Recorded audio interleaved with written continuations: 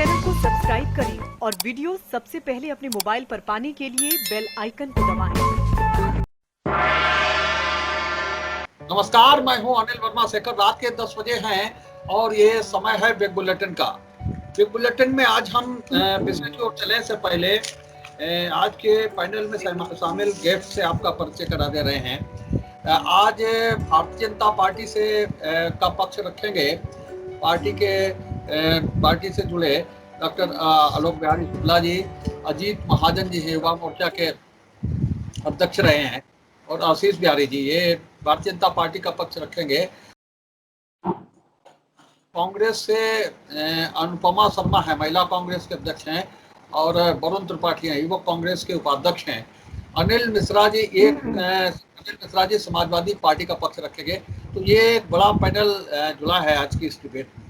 पिछले 2 दिन से बाबा रामदेव के बयान बहुत चर्चा में हैं और जो कहा है बाबा रामदेव ने वो अपने आप में क्या कहा जाए उनके बयान के बारे में, और खासतौर से जब ये महामारी का काल चल रहा है, कोविड का काल चल रहा है, उस समय इस तरह की बात करना, उकसाना, भड़काना या किसी चीज के प्रति अविश्वास पैदा करने वाली बात करना, ये इसके बारे में क्या कहा जाए सरकार तय करेगी। सरकार ये बयान या बाबा रामदेव का, उसके बाद में केंद्रीय स्वास्थ्य मंत्री ने पत्र लिखा है बाबा रामदेव को, और उसके बाद में पत्र लिखने तक ही सीमित है। बाबा ने माफी भी मांगी है बिना शर्त, और उसके बाद में दूसरा बयान जारी कर दिया। तो ये चीजें हैं। हम पूरी इसका जो प्रसंग है पूरा उसमें चलेंगे अपने दर्शकों को बताने के लिए कि बाबा रामदेव किस तरह से अपनी जो उनकी दवा है कोरोनिल, उसके प्रचार के लिए ये सारा किस तरह से माहौल पैदा कर रहे हैं। और ऐसी ही चिट्ठी जब कांग्रेस के अध्यक्ष सोनिया गांधी लिख देती हैं तो उस पर तीखी प्रतिक्रिया आती है सरकार की तरफ से और भारतीय जनता पार्टी के अध्यक्ष की ओर से। तो कहा जाता है कि ये भड़काने वाली बात है, विश्वास पैदा करने वाली बात है। और बाबा रामदेव कहते हैं कि जो डॉक्टर्स की मौत हुई है वो ऑक्सीजन की कमी से नहीं हुई, वो इसलिए कमी हुई कि उन्होंने एलोपैथिक दवाइयाँ ली थी। एलोपैथिक दवाइयों के कारण जो है ये मौत हुई है। तो ये जो है बाबा रामदेव का बयान पूरी तरह से उस वैक्सीन को खारिज कर रहे हैं, वैक्सीन की अहमियत को खारिज कर रहे हैं। और ये कहा जा रहा है कि जो डबल वैक्सीन लगाने के बाद में भी इन 1000 से अधिक डॉक्टरों की मौत हुई है। और उन्होंने यहाँ तक कहा है कि जो डॉक्टर खुद को नहीं बचा पाए वो दूसरों को क्या बचा पाए। ये बहुत तीखा बयान है एलोपैथिक के बारे में और जो मॉडर्न मेडिसिन हैं उनके बारे में बाबा रामदेव का। और ख़ास तौर से जो मौत हुई है डॉक्टर्स की, उस मौत का मजाक उड़ाया जा रहा है। लेकिन लोग कह रहे हैं, भारत में जहाँ जहाँ चर्चा हो रही है इस विषय पर, लोग यही कह रहे हैं कि बाबा रामदेव हैं, उनके खिलाफ कोई कार्रवाई नहीं होगी। एक और पक्ष हम ले चलते हैं। मणिपुर में दो लोगों के खिलाफ, दो युवक हैं, उनके खिलाफ NSA लगा दिया गया। इनमें एक पत्रकार है किशोर चंद और एक सामाजिक कार्यकर्ता है हिरेंद्र, अभी भाजपा की सरकार है। इन दोनों लड़कों ने ये लिख दिया कि गोबर और गौमूत्र से कोरोना का इलाज नहीं हो सकता। ये दोनों लड़कों ने कमेंट किया। इसके बाद में संगीत धाराओं में इन्हें गिरफ्तार करके जेल भेजा गया। जब इनकी जमानत हो गई उन धाराओं में भी, तो फिर वहाँ की सरकार ने और अधिक सख्ती बरतते हुए इन पर NSA लगा दिया। तो जहाँ दो पक्ष हैं, दो खबरें हैं, जहाँ साधारण सी बात गोमूत्र और गोबर के ऊपर अगर कोई कमेंट कर देता है तो उसे उस पर एनएसए लग जाता है, राष्ट्रद्रोह लग जाता है। और इस तरह के बयान बाबा रामदेव दे रहे हैं, बराबर दे रहे हैं, और एक तरीके से खारिज कर रहे हैं जो एलोपैथी की चिकित्सा पद्धति है। आईएमए ने, जो इंडियन मेडिकल एसोसिएशन है, डॉक्टर्स की संस्था है, उसने भी इस मामले में बड़ा सख्ती बरत के अपना पक्ष रखा और वो उस मामले में एफआईआर दर्ज करा रहे हैं बाबा रामदेव के खिलाफ। और आईएमए ने साफ कहा है कि जो डॉक्टर्स मरे हैं उनकी मौत इंजेक्शन, जो योग को खारिज करता हो, जो इसने कहा हो कि योग ना करें, डॉक्टर्स योग करते हैं, लेकिन रामदेव तो योग करते करते राजनीति की बात करने लगते हैं।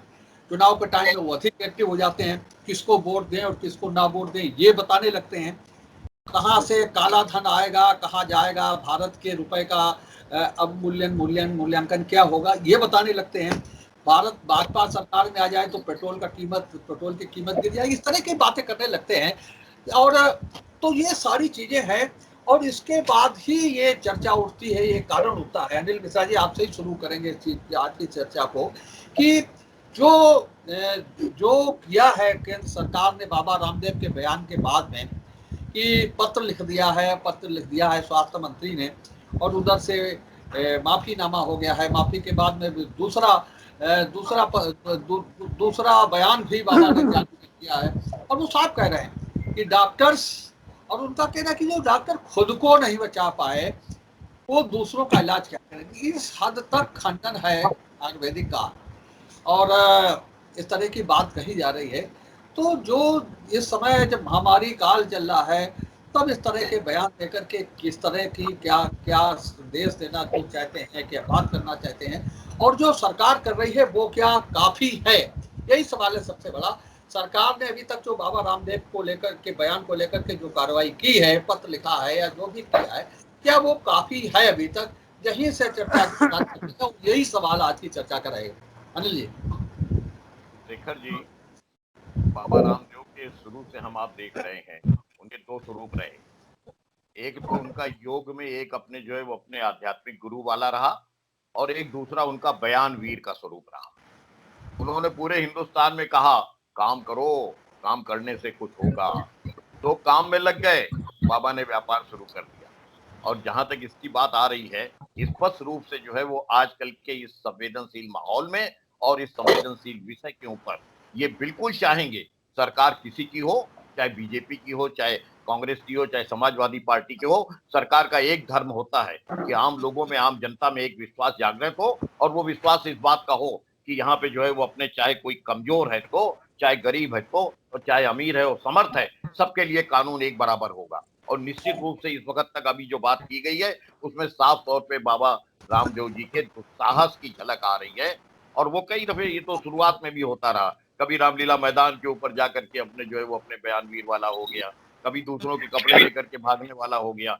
वो पब्लिसिटी का मौका नहीं छोड़ते, और साफ तौर के ऊपर डॉक्टरों पे इस वक्त के ऊपर ये तोहमत लगाना, इससे ज्यादा बढ़ करके जो है वो कोई भी जो है वो असंवेदनशील बात नहीं हो सकती। जिन डॉक्टरों ने अपने घर बार की परवाह नहीं करी, कोरोना वॉरियर के रूप में डॉक्टर ने और नर्सेज ने, मैं बताऊं आपको, पीजीआई लखनऊ में एक जो है वो अपने नर्सेज स्टाफ की इंचार्ज हैं, डॉक्टर नीमा पंत है। और डॉक्टर नीमा पंत जो हैं वो अपने जो है विश्व सुंदरी भी हैं। घर के लोगों से, बच्चों से मिलने को 15-15 दिन जो लोग तरस गए, स्वतः क्वारंटाइन हो गए, सब भूल करके अपनी जान हथेली पे लेके काम करते रहे। हमें कौन सा हक होता है कि हम किसी दूसरे पे उंगली उठाएं? और उसके बाद सरकार की अगर ये खामोशी होती है तो निश्चित रूप से हम ये मान करके चलते हैं कि सरकार बिल्कुल पंगु हो गई है, सरकार बिल्कुल लकवे का मरीज हो गई है, और कहीं ना कहीं समर्थ के सामने सर ये कानून सबके लिए बराबर चर्चा होगी और आगे की। मैं इतना ही कह रहा हूँ कि ये जो है वो अपने रुख सरकार का अच्छा नहीं है। देशद्रोह का अपराध लगा दिया जाए बोलने पे, बीजेपी के खिलाफ बोलो तो राष्ट्रद्रोही हो जाओ, कदमे कायम हो जाएं। पूरे हिंदुस्तान में जो है जरा सा एक रहस्य उजागर कर दिया था पप्पू यादव ने, और उस रहस्य के उजागर तैयार हो गई थी। और बाबा रामदेव दुस्साहस करते रहे, क्यों? इसलिए दुस्साहस करते रहे कि उनको छूट दी गई है क्या? ये कानून नहीं होना चाहिए। कानून की निगाह में सब बराबर होने चाहिए और समान भाव से चलना चाहिए कानून की निगाह। वरुण त्रिपाठी जी भाई साहब, जिस तरीके से आज पूरा देश कोरोना काल के दौरान लाखों चिताएं देख चुका है और बहुत अपनों ने अपनों के शव अपने कांधों से उठाए हैं साहब। बहती हुई लाशें भी हमने नदियों में साथ देखी है। तो इस दौरान बाबा रामदेव का जो ये बयान आई है बहुत ही निराशाजनक है और मैं अपनी पार्टी की तरफ से एक छोटा कार्यकर्ता होने के नाते इसकी जितनी भी निंदा की जाए कम है। और भाजपा सरकार को कहीं ना कहीं ये लगा, जो स्वास्थ्य मंत्री इनके जो हैं उन्होंने इनसे कहा कि आप अपना ये बयान वापस लीजिए, तो कहीं ना कहीं उन्हें ये लगा कि हमारी सरकार पूरी तरीके से यहाँ पे नंगी साफ साबित हो रही है। और आप ये देखिए बाबा रामदेव जी का ये पहला मामला नहीं है, ऐसे साहब पुराने भी इन्होंने कृत किए हैं। आप कोविड-19 की साहब ये वैक्सीन बना रहे थे, पूरा देश बड़ा आशा भरी नजरों से साहब इन्हें देख रहा था कि शायद इस मुश्किल परिस्थिति में शायद बाबा रामदेव कोई चीज लेके आए, लेकिन वो भी इनका एक प्रोपोगंडा निकला। और भारतीय जो इंडियन मेडिकल रिसर्च सेंटर था उसने कहीं ना कहीं उस चीज को नकार दिया कि वो उस पैमाने पे साहब इनकी दवा खरी नहीं उतरती। तो आप देखिए कि इन्होंने जो इस, और फिर देखिए एलोपैथी के खिलाफ साहब इन्होंने जो बातें कही, इनका क्या हक है साहब इस समय जो फ्रंट लाइन फाइटर्स डॉक्टर कहे जा रहे हैं जिन्होंने अपनी जान जोखिम में डाली और जनता के लिए साहब देवदूत बन के आए।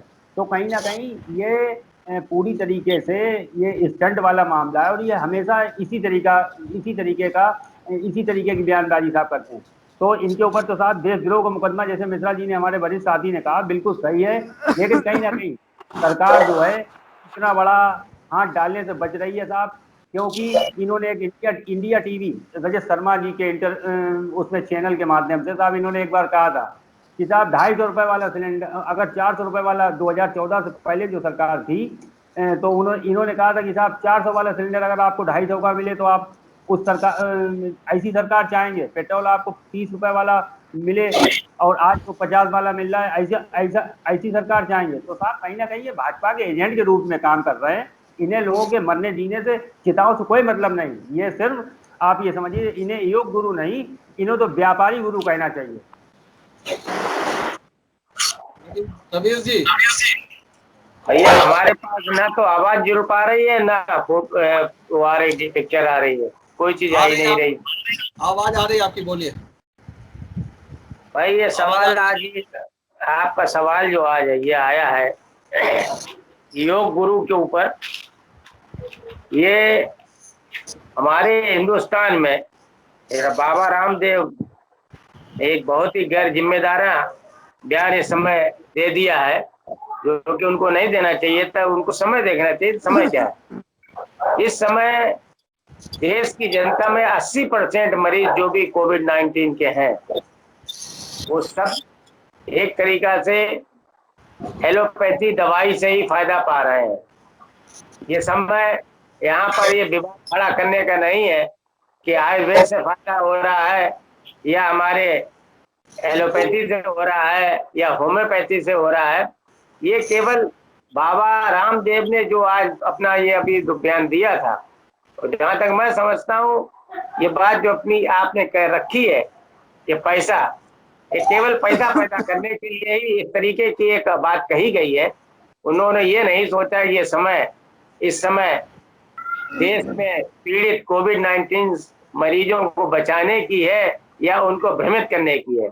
अगर आप इस तरीके से भ्रमित करेंगे, देखिए एलोपैथी एक ऐसी पैथी है जिसमें हर समय कोई भी गंभीर इलाज जो है वो ठीक है, ये बात मान सकते हैं कि उसका पूरा क्योर नहीं होता है, लेकिन ये तो मानना ही पड़ेगा कि इमरजेंसी में जो भी रिलीफ मिलती है वो एलोपैथी से मिलती है। आईसीयू में आदमी जाता है तो वहां पर जाकर उसको हर तरीके के इक्विपमेंट्स मिलते हैं और तरीकों का इलाज भी मिल जाता है जिससे उसकी जान बचती है।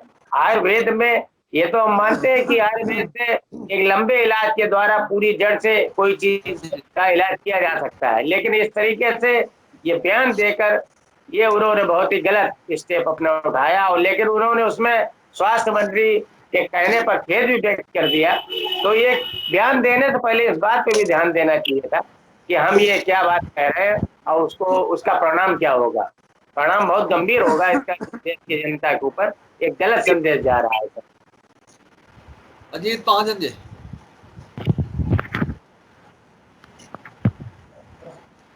देखिए, सर्वप्रथम तो मैं ये कहना चाहूँगा कि बाबा रामदेव ने जो बात कही उस पर तत्काल प्रभाव से हमारे माननीय मंत्री महोदय ने एक्शन लिया और उन्होंने उनको पत्र लिखा, और पत्र लिखने के बाद में बाबा रामदेव ने तत्काल प्रभाव से उस पर खेद व्यक्त किया। तो मेरी समझ से ये चर्चा यहीं पर समाप्त होनी चाहिए, क्योंकि जब कोई व्यक्ति अगर कोई बयान दे रहा है और उस पर एक्शन लिया जा रहा है, सरकार ने तत्काल प्रभाव से एक्शन लिया और उन्होंने इस चीज़ को वापस ले लिया अपने बयान को वही बात बोल करके, तो ये चर्चा हमारी समझ से उस टॉपिक पर नहीं होनी चाहिए थी। लेकिन फिर भी एक्शन क्या लिया कोई उनके खिलाफ? एफआईआर दर्ज हो गई क्या? FIR ऐसा है, किसी को नोटिस दिया जाता है, उनको बाकायदा पत्र लिखा गया कि आपने जो कुछ भी बोला है ये गलत बोला है, आपको ऐसा नहीं बोलना चाहिए, इससे तमाम डॉक्टर्स की, तमाम लोगों की भावनाएं आहत हुई हैं। तो उन्होंने इस पर खेद व्यक्त करते हुए तत्काल प्रभाव से अपना बयान वापस लिया, नंबर 1। दूसरी चीज रही एलोपैथी और आयुर्वेद की, तो यहाँ पर एलोपैथी और आयुर्वेद का विवाद नहीं है, यहाँ बाबा रामदेव जी ने जो कहा है उस पर विवाद चल रहा था।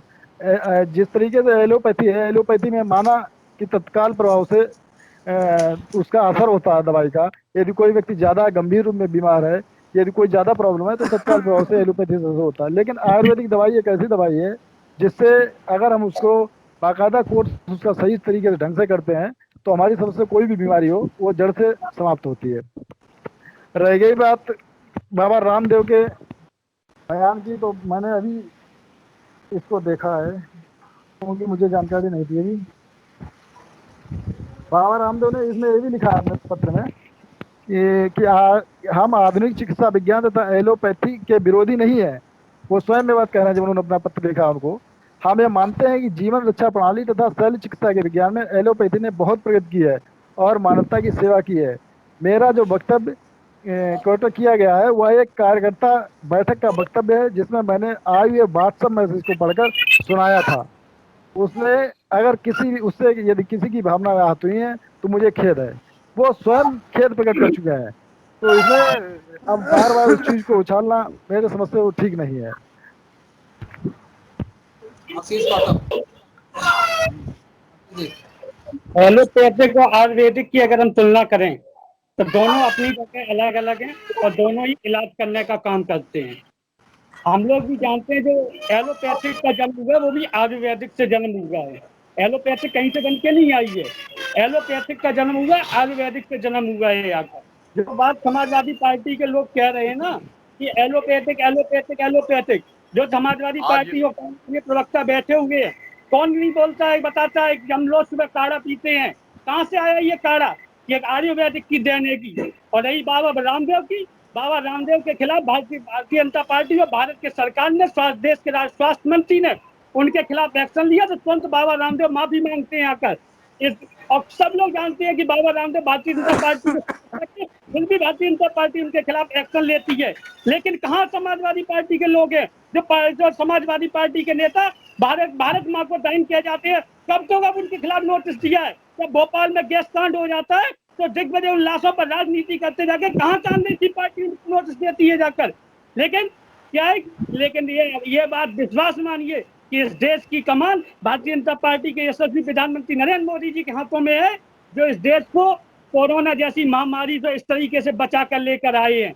वरना इस देश में आज तक अभी तक कोई ऐसा नेता नहीं है जो इस कोरोना जैसी महामारी से बचा पाता।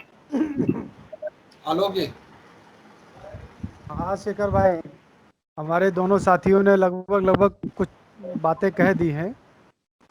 आज मुद्दा बाबा रामदेव जी का आयुर्वेद का और एलोपैथ का है।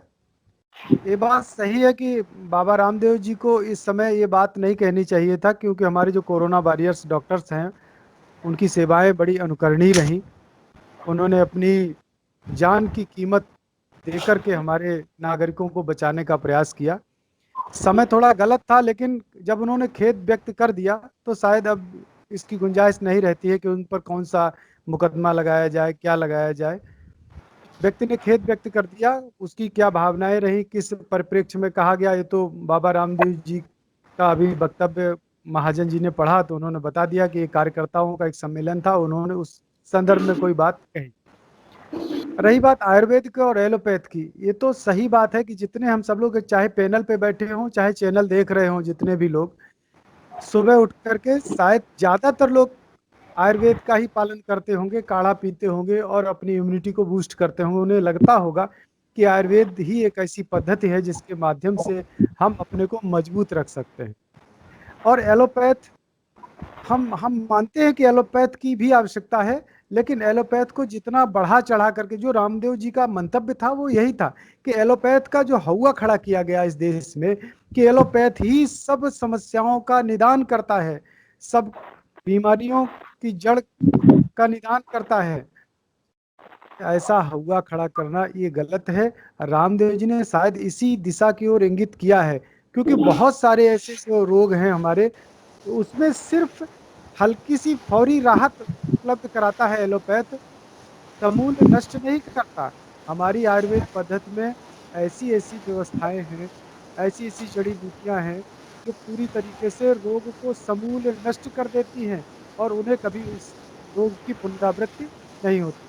शायद उनका ध्यान इसी की तरफ रहा, इसी संदर्भ में अत्यधिक भावावेश में आकर के उन्होंने हमारे देश के स्वास्थ्य मंत्री जी को पत्र लिखा। हम एलोपैथ को नहीं नकारते, लेकिन हम आयुर्वेद को भी नहीं नकार सकते। ये दोनों का एक कॉम्बिनेशन है, इसी से देश आगे बढ़ेगा। और रही बात आयुर्वेद की, तो आयुर्वेद के ही माध्यम से आज भी भारत की अधिकांश जनता इस कोरोना जैसी महामारी से भी बची हुई है, क्योंकि ये जो काढ़े हैं, तुलसी है, गिलोय है, इनके सबके माध्यम से ये सब लोग अपने को सुरक्षित किए हुए हैं। सरकार भी पूरा प्रयास कर रही है वैक्सीनेशन के माध्यम से। ये सब प्रक्रियाएं चलती रहेंगी। ये बात सही है कि रामदेव जी ने इस समय कोरोना वॉरियर्स जो हमारे डॉक्टर्स हैं इनके विरोध में या इनकी योग्यता पर सवाल उठाया है, ये थोड़ा उचित नहीं है, लेकिन माफी मांग ली है तो ये बात खत्म हो गई। अनिल मिश्रा जी, सवाल शुरू से ये उठा कि जो कार्रवाई सरकार ने की है बाबा रामदेव के खिलाफ पत्र लिख करके, और अपने इसके बाद में क्या काफी है? ये हमने उदाहरण दिया कि 2 छात्रों पर, ये 2 लड़कों पर इसलिए कार्रवाई हो जाती है कि वो गोबर और गौमूत्र के खिलाफ कमेंट कर देते हैं फेसबुक पर, सोशल मीडिया पर, उनके खिलाफ एनएसए लग जाता है। तो इस मामले में बाबा रामदेव को चिट्ठी लिख देना क्या काफी है? यही सवाल है इस बात का। सारी व्याख्या नहीं चाहिए। हाँ बताइए।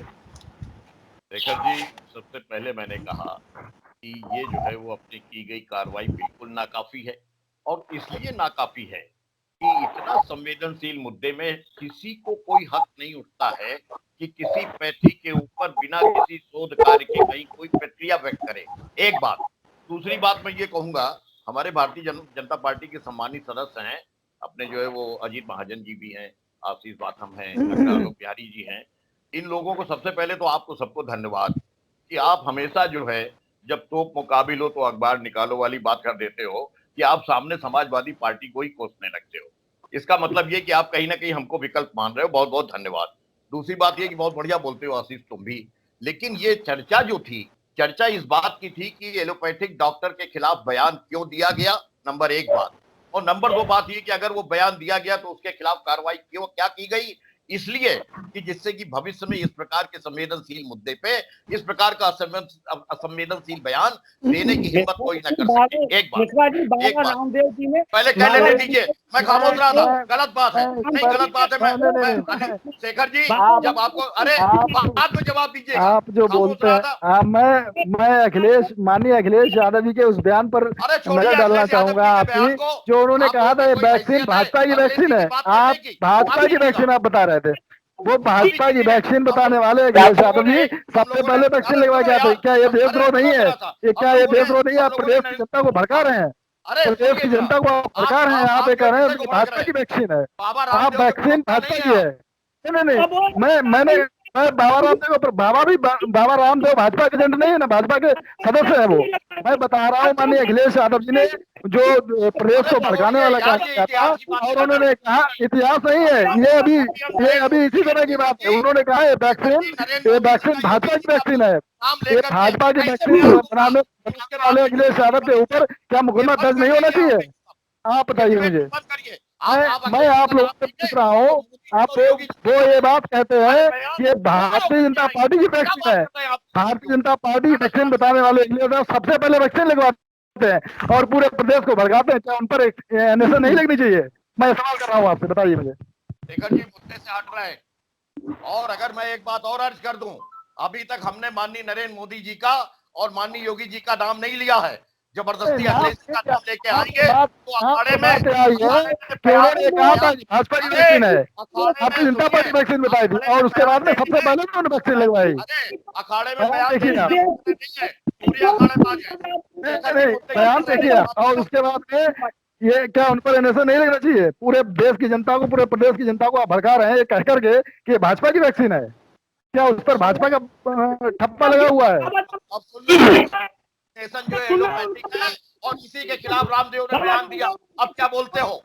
ये वैक्सीनेशन की एलोपैथिक प्रक्रिया का अंग है।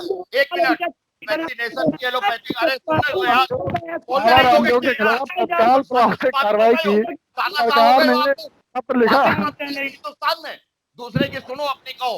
वैक्सीनेशन एलोपैथिक प्रक्रिया है और इस एलोपैथिक प्रक्रिया के खिलाफ भी बाबा रामदेव बोल रहे हैं। क्या कह रहे हो बाबा रामदेव के खिलाफ पत्र लिखा गया, उन्होंने माफी मांगी उस पर, फिर क्या दिक्कत रह गई? अरे आप बाबा रामदेव लिखा नहीं है। हम इस वक्त के ऊपर अगर आयुर्वेदिक के लिए कोई बयान देता, आयुर्वेदिक डॉक्टर के लिए कहता, तब भी यही कहते, लोगों की लाशों के ढेर पे राजनीति नहीं होनी चाहिए। बाबा रामदेव के प्रवक्ता नहीं हो। विषय इस बात का है, मैंने शुरू किया था, आपने बोलने नहीं देना चाहा। मैंने कहा था कि पहला विषय ये कि मुंह से निकला हुआ सब और तीर से निकला हुआ, कमान से निकला हुआ तीर वापस नहीं आता। 1 मिनट सुनते जाओ यार, बात भी देना। भाई साहब, इस तरीके की बहस नहीं हो पाएगी और ना हम इस तरीके की बहस की आती है, ना इस तरीके की बहस की आती है। मैं बता दूं आपके भर के बात में किस तरीके से लक्ष्य कर देता है फ्री में। अरे छोड़ो यार, समाजवादियों को कोस करके जो है पानी पी करके और कोसो, ये बौखलाहट साबित होती है समाजवादियों के बारे में। अरे आप तर्क सुनो यार, तर्क सुनो, मुद्दे पे रहो। भाई शेखर जी, आप पैनल रखा करें तो जरा रखा करें, वरना और क्या करें? जब ये नहीं चाहते तर्क की बात, देश को बेड़ा आपने तय कर लिया है, लेकिन इस तरीके से आप आवाज नहीं रोक सकते। बाबा रामदेव पूरे देश में कहीं पर भी किसी संवैधानिक पद पर नहीं रहे। माननीय अखिलेश यादव मुख्यमंत्री जी हैं और मुख्यमंत्री रहे हैं और एक संवैधानिक पद पर आज भी है। आज भी वो सांसद है और वो अगर ऐसा बयान देते हैं तो क्या उनके खिलाफ कार्रवाई होनी चाहिए कि नहीं होनी चाहिए? मैं सिर्फ इतना जानना चाहता हूँ, क्या उन पर एनएसए लगनी चाहिए कि नहीं लगनी चाहिए? पूरे देश की जनता को इस तरीके से बरगलाना। अगर आप मेरी बात नहीं सुनते, मैं आपकी नहीं सुन रहा। मैं आपकी सुन रहा हूँ, मैं आपकी सुन रहा हूँ। बोलिए, शेखर जी से बात करें, शेखर जी से बात करें। जी बिल्कुल बिल्कुल, शेखर जी से करें।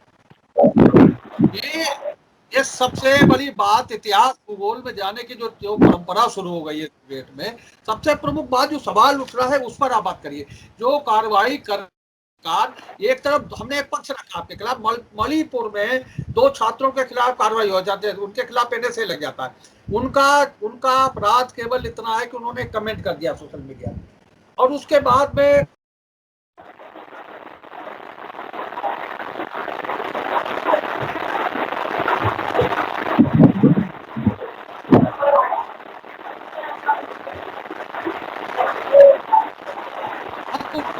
जो कार्रवाई बाबा रामदेव के खिलाफ हुई वो क्या काफी है, केवल यही सवाल है इस चर्चा का। उसके बाद में जो इतिहास भूगोल की चर्चा शुरू जाती है, टाइम बहुत कीमती होता है इस चर्चा में। टाइम जो अब अखिलेश यादव की वीडियो और वैक्सीन भाजपा की तो लोग बहुत डिटेल से 2, 3, 4 बार हम लोग इस पर चर्चा कर चुके हैं। रवीर जी को समझ में आ रहा है आपके? रवीर जी, सवाल तो ये है कि जो आप सवाल उठा रहे हो, सवाल से बचने के लिए हमारे बीजेपी के जो यहाँ पर प्रतिनिधि बैठे हैं वो मुलायम सिंह को पकड़ लेते हैं। सवाल तो ये जो बात जो पूछ रहे हैं कि एनएसए, एक बार बीच में मत बोलिए, बीच में मत बोलिए, ये बहुत गलत बात है। बीच में बोलना बहुत गलत बात है। क्यों आप बीच में बोलते हैं? सुन लीजिए, क्यों बीच में बोलते हैं? देखिए शेखर जी, आपने जो सवाल उठाया है कि क्या रामदेव के ऊपर जो कार्रवाई हुई है वो उचित है या अनुचित है, इसका जवाब बीजेपी को देना चाहिए। बीजेपी इसका जवाब ना दे के मुलायम सिंह की, अखिलेश यादव की बात रख देते हैं कि क्या उनके ऊपर एनएसए लगना चाहिए। तो मैं इनसे ये सवाल करता हूं कि क्या इस जो एलोपैथी के ऊपर जो बाबा रामदेव ने अपना बयान दिया था उस पे बाबा के खिलाफ एनएसए लगना चाहिए या नहीं। शेखर अरे जी, फिर मेरा एक वही बात सवाल है, है। जब वो शेखर जी, खेद व्यक्त कर रहे हैं और उन्होंने अपना पत्र लिख करके कह दिया है कि मैं खेद व्यक्त कर रहा हूँ, उन्होंने अपना बयान वापस ले लिया है, वापस बयान ले लिया, उसके बावजूद भी आप बार बार उस चीज को उछाल रहे हैं, उससे क्या दिक्कत है? आग लगा दो और आग लगा देने के बाद पानी डाल दो, कहना हमने पानी डाल दिया, बात खत्म हो गई क्या? शेखर जी, मेरा एक सवाल है। भारतीय जनता पार्टी के साथियों से, मेरे सम्मानित साथी, मेरे दोस्त, साथ में डिबेट में बैठे हुए मेरे बंधु, एक सवाल है। वैक्सीनेशन जो करवाई है सरकार ने, वो वैक्सीनेशन एलोपैथिक प्रक्रिया का अंग है, और बाबा ने जब जो है एलोपैथिक प्रक्रिया को चैलेंज किया है, अब ऐसे बाबा के संदर्भ में आपकी क्या प्रतिक्रिया है जो सरकार की पॉलिसी लाइन के विपरीत बोल रहे हैं? ये वैक्सीनेशन के भी तो खिलाफ बोला जा रहा है, एलोपैथिक के खिलाफ अगर बोल रहे हो, इस पे आप जवाब दीजिए अगर कोई जवाब हो। बताइए बताइए आलोक जी, बताइए, जवाब दीजिए। हाँ शेखर भाई, मैंने पहले ही कहा कि एलोपैथ और आयुर्वेद का दोनों का कॉम्बिनेशन इस देश में चलेगा, पूरे विश्व में चलेगा। आपके साथी बिना लोग नहीं मान आयुर्वेद, रहे बंधुवर, बिना वो कहाँ मान बिना रहे हैं? आयुर्वेद के, अरे वो भी मान रहे हैं। आयुर्वेद हमारी बहुत सनातनी परंपरा का एक हिस्सा है। और और एलोपैथ जो है अभी बहुत जल्दी आया हुआ है। हम एलोपैथ की महत्ता को नकार नहीं रहे, लेकिन आयुर्वेद की भी अपनी एक इम्पोर्टेंस है, विषय ही नहीं है की भी महत्ता है। एलोपैथिक आयुर्वेद का। विषय तो ये कि बाबा रामदेव ने क्या बयान दिया, इस बात की यार इजाजत भाई, देगा। वो एक बात मिनट, कहीं खत्म हो गई। आप एक उसको मिनट भाजपा मुझे से यार, क्यों जोड़ फिर रहे? बोलने नहीं दोगे तो आप ही बोलते रहो, हम नहीं बोलते। पहले हमारी बात सुन लो, उसका जवाब दो यार आशीष। अभी डिबेट में बहुत बैठोगे, बहुत आगे जाओगे, जवाब सुन लो हमारा। तुम्हारे उस पर हम खामोश रहे थे, अब मेरी बात भी सुन लो। प्रश्न ये है कि बाबा रामदेव जी ने जो बयान दिया, नंबर एक तो अगर वो गलत है, चाहे किसी पद्धति के लिए हो, तो वो नहीं देना चाहिए था। नंबर एक बात, ऐसी ऐसी जो है अपने भयावह स्थिति में हमें किसी को भी कोई इजाजत नहीं, चाहे हम हो, चाहे आप हो, चाहे मोदी जी हो, चाहे कोई हो, हम लोग आपस में एक दूसरे को इजाजत नहीं दे सकते। लेकिन अगर उन्होंने ये बयान दिया तो कार्रवाई ऐसी होनी चाहिए जो एक उदाहरण बने, कम से कम इस विषम परिस्थिति में कोई दूसरा इतनी हिम्मत न करे। और आज तो अगर पूछा जाए तो बाबा रामदेव ने अपने को हर सरकार से ऊपर अपने को स्थापित करने का प्रयास करा है। तो हर सरकार का कर्तव्य है, कोई भी सरकार हो, किसी अपने जो है उसकी दल की हो, उसका कर्तव्य है कि कानून और संविधान से सर सुन ऊपर जो है लीजिए कोई थोड़ा, नहीं होता है। आप सुन लीजिए थोड़ा। स्वामी रामदेव जी भाजपा के एजेंट नहीं है, ना भाजपा के व्यक्ति हैं, ना भाजपा पार्टी के वो सदस्य। मैं नहीं कह रहा, पहली मैं नहीं बात, कह रहा। ठीक।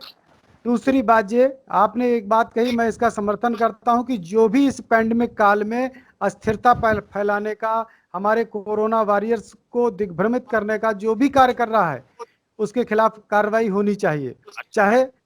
चाहे वो किसानों के आंदोलन में समर्थन की बात हो, उस पर भी कार्रवाई होनी चाहिए।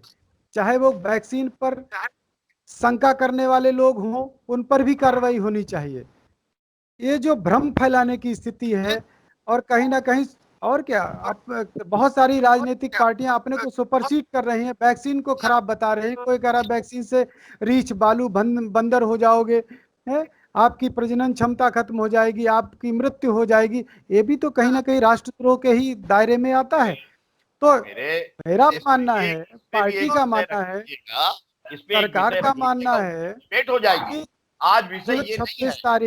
26 तारीख को जो एक तरफ लॉकडाउन का समर्थन कर रहे हैं कि लॉकडाउन रहना चाहिए, 2 गज की दूरी रहना चाहिए, एक तरफ किसानों के सम्मेलन को समर्थन दे रहे हैं, काला दिवस जो 26 तारीख को मनाया जा रहा है, तो इस पर भी कार्रवाई होनी चाहिए। ये भी राष्ट्रद्रोह है। इस समय आवश्यकता इस बात की है कि जितनी भी राजनीतिक पार्टियां हैं, चाहे वो पक्ष की हो, विपक्ष की हो, चाहे जिम्मेदार पदों पर बैठे हुए कोई भी लोग हों, कोई भी ऐसी बात ना करे जिससे कि आपको रोका किसने है? जनता में आपको रोका किसने? कंफ्यूजन सभी हो। पार्टियों पे बैन लगा दो, ये अलग विषय है आलोक बिहारी जी। आपको रोका किसने? ये सब सरकार उसी में आप हो, क्यों नहीं कर रहे हो आप? अगर राष्ट्रद्रोह भाई, का ये है सब तो मुकदमा कायम कर दो, छोड़ो। हम तो ये पूछ रहे हैं ये कि सब इस स्तर पे एक ही सिक्के के पहलू हैं।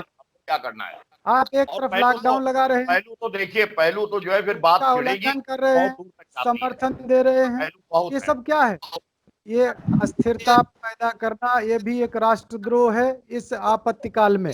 करिए ना रामदेव जी ने क्या कहा? किसने करा है भाई? रामदेव जी अगर ने क्या राष्ट्रद्रोह कहा? है, रामदेव अगर जी ने राष्ट्रद्रोह अपनी है तो माफी कार्रवाई मांग करो। ली, सशर्त माफी मांग ली, अरे तो पर रोका अब चर्चा करने की कोई गुंजाइश नहीं रह जाती। चलिए आज की बहस को यही समाप्त कर रहे हैं। जो सवाल उठा था अनिल मिश्रा जी, उसका जवाब नहीं आया। कारण ये है कि हम ये कहें कि बाबा रामदेव सरकार के लिए एटीएम है, जो समय समय पर काम आते हैं, काम आते रहे हैं, और इसलिए कार्रवाई बहुत ज्यादा होने वाली नहीं है।